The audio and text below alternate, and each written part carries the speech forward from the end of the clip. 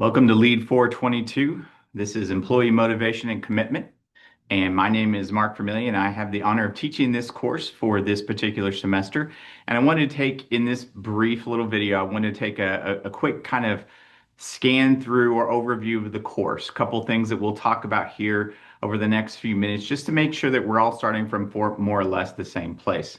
Like I said, my name is Mark Vermillion. I am actually the chair for the Department of Sport and Leadership Studies. And maybe a little bit more germane to you all, I am the director for the Organizational Leadership and Learning Degree Program here at WSU.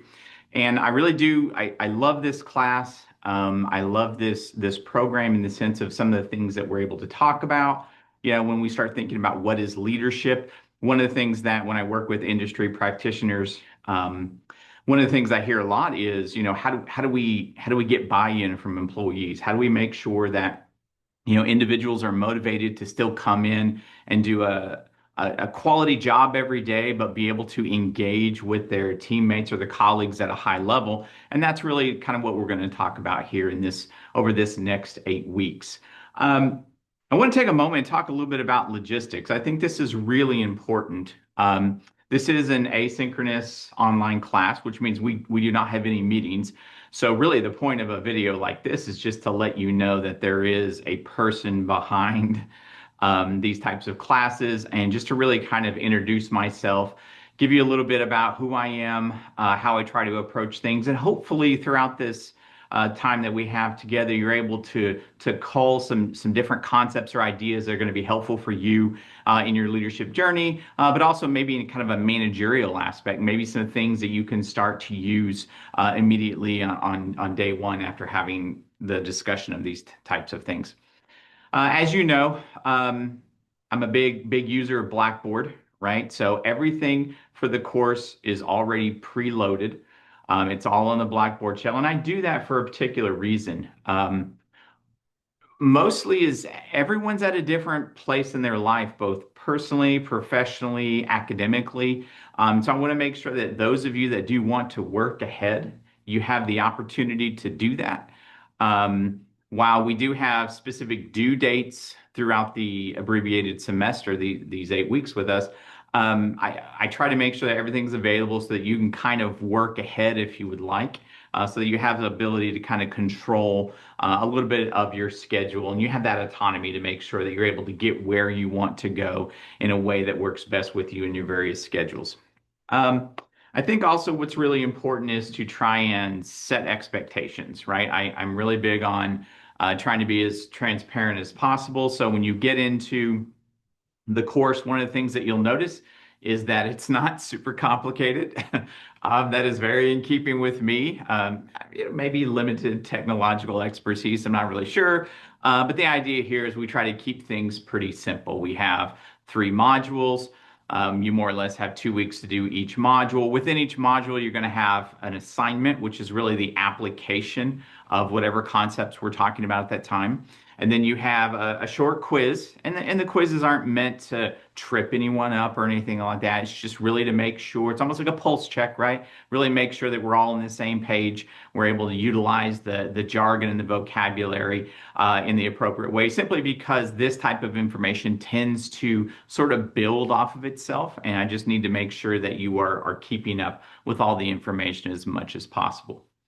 The other thing that I think is really important, and we've talked a little bit about this, but this is also a hallmark of the program and really WSU in general, is application. So when we get to the point of a final project, it's really you sort of putting yourself in a position or a mindset where think of yourself as a consultant, right? You're going out there and you're having to engage and develop these motivation plans for a particular company or something like that. So it's really going to be about application. As with everything that I do, irrespective of the class that I'm teaching or the work I'm doing out off campus and outside of higher education, you're really going to get out of these experiences what you put into them. And that's not meant to be, negative or malicious or anything like that. But it is important to note that, some of this information will mean very, very different things to individuals based off of where they are in their life, where they are in their career, and those types of things. And that's fine. The opportunity for the course is really just to for me to serve as a gatekeeper of information. There's a lot of stuff out there on motivation and really kind of getting buy-in and commitment from employees. And I'm really just trying to kind of funnel everything down into some usable bits and pieces that from a lot of the practitioners that I've spoken to, these are things that they're looking for. I think also what's really important as well is, when we think about developing our leadership skills and kind of moving from a colleague maybe to a supervisor, that's a really, really big jump. And the mindset, but then also the skills that go along with that. That's going to be really important to not just that individual person's success, but also the success of the entire team. And that's sort of the groundwork, if you will, or the foundation that we're building off of in this particular course. This is something, and again, I'm trying to kind of think about motivation and commitment. These are very abstract theoretical concepts, right? And I think sometimes that can get lost because we can spend a lot of time from the social science point of view talking about the theory of it. And that stuff is really good because it's the foundation for how we use this stuff. But what we kind of want to do here in this particular course is sort of balance all of that out, right? We've got the theory, but then we want to think about how this stuff is going to apply. And this is where I kind of lean on, they always talk about, in science and social science, sort of standing on the shoulders of giants and things like that. And so this is a nice little Venn diagram that I've used in basically every single class that I've ever taught, which has been a decent number over the decades, right? But I started with this idea of, what are people looking for? And it sort of came to this notion of knowledge. People are looking for knowledge. And so I was like, okay, well, what is knowledge then? Right? And that sounds like a very philosophical thing, but luckily I didn't have to go too far. So the ancient Greek philosopher Plato talked about this stuff. And he said, really, that knowledge is going to be the intersection of two things. And I was like, oh, okay, this is going to be very simple. I like this. I like to keep things very simple. The first one, Plato said that you need to have truth, right? So the idea is that you need to have information, and this information needs to be germane to you. You need to feel good about it. It needs to have, relevance to who you are and what you do. And this is going to be sort of akin to social fact, if you will, or the facts that we know and use on a day-to-day basis. When you talk about trying to be a better leader, and you start talking about what are the skills that I need to develop, who are the people I need to be listening to, what's the information that I need to be, that's truth. Okay, so that's a huge part of developing this whole idea of knowledge. Now, the other thing, and maybe arguably the most difficult, is belief. So really what Plato was saying is that when you have information, best practices, industry best practices, HR departments are very, very good about giving us information. But if you are able to take that information and code it into your worldview or your leadership view, and you see the relevance, you see how it relates to you or to your team or those types of things, now all of a sudden, as those two things intersect right here, that's when you really start to develop knowledge. And that's something that I think is really, really important for us, because ultimately what we're trying to do is really just make sure that we are prepared as individual professionals, right? That we are going to have an understanding of who we are, our strengths, the things, the things, maybe the weaknesses or the blind spots, the things that we really need to work on. And we need to also think about how we as individuals are going to be immersed in some sort of team setting. And when I say team, it might be an athletic setting, it might be a manufacturing setting, maybe it's more IT, maybe you're more in the skilled trades. It doesn't necessarily matter at this point, right? If you're talking about military, first responders, even here in higher education.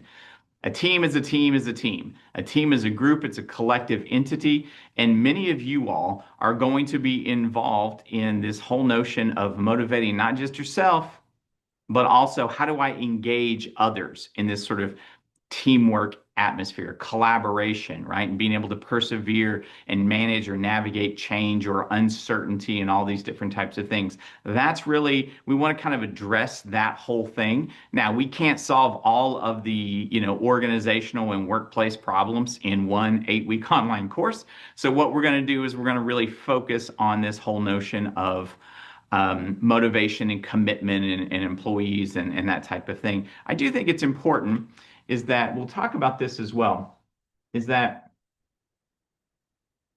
critical thinking is one of these phrases that we talk a lot about.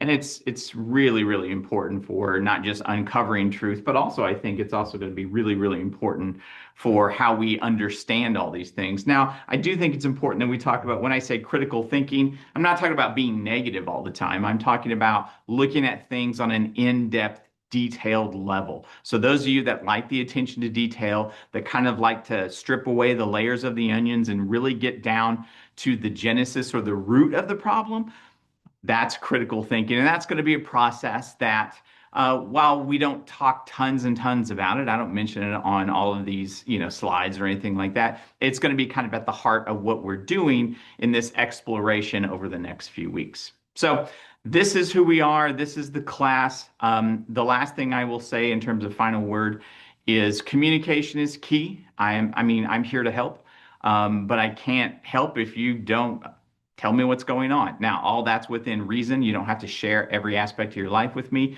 but if there are things that are going to be impacting your performance in the class, then please let me know. My job's here to help and do what I can to support. And as we kind of move on through this semester, if you have any questions, even though this is an online class, I am on campus here on main campus every day, more or less 8 to 5. So you're more than welcome to come by. I do have office hours, so you can schedule an appointment. Obviously, for those of you that are online students that maybe aren't even located here, if you have questions, we can cuss and discuss on Teams or Zoom. If you want to do a phone call, if you just want to have a conversation by email. The point of all of this stuff is that the more that you're able to communicate with me in real time, the more I'm able to evolve and adapt and do what we need to do so that we can all be successful moving forward. So that's kind of the end of this rather mediocre and subpar video, but hopefully it kind of gives you a little bit of a snapshot into how I approach things. Make sure that as you go onto the Blackboard shell, we do have the syllabus quiz, and then there is a very small introductory presentation, which has a little, I'll talk a little bit about this, but there's also some additional information in there. So please make sure you look over that and then kind of surf around the Blackboard shell to make sure you're comfortable accessing the different modules and things like that. Final thing I'll say in terms of a point of logistics, please make sure that you grab the assignments from the module page, not the gradebook, because oftentimes there's going to be information in the modules that you need that aren't necessarily going to be available to you if you go to the assignment just in the gradebook. Just a little FYI, but as you navigate through Blackboard and things like that, if you have any questions, then feel free to give me a holler.